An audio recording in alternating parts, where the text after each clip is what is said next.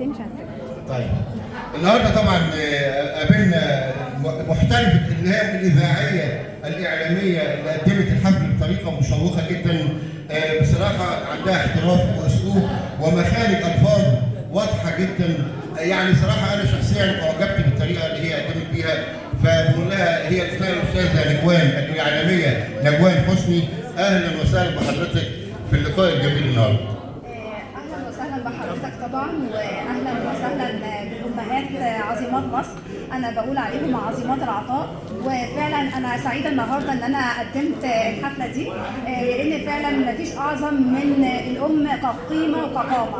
فطبعا انا بقدم الشكر للاستاذ الدكتور عبد العزيز قنصوة رئيس جامعه الاسكندريه الاسبق ووزير التعليم العالي، وطبعا الشكر موصول للاستاذ عادل عبد الفتاح رئيس نقابه العاملين بجامعه اسكندريه لترشيحه ليا ان انا اقدم الحفله دي، وطبعا ده اكيد شرف كبير ليا. لا تستحقين ان انت، خليني انا من المتفرجين واقول لك ان انت قدمتي بمهاره واقتدار بشكل جميل جدا.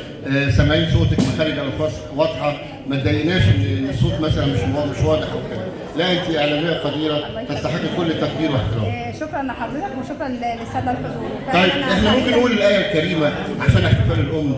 بسم الله الرحمن الرحيم. وقضى ربك الا تعبدوا الا اياه وبالوالدين احسانا اما يبلغن عندك الكبر احدهما او كلاهما فلا تقل لهما اف ولا تنهرهما وقل لهما قولا كريما.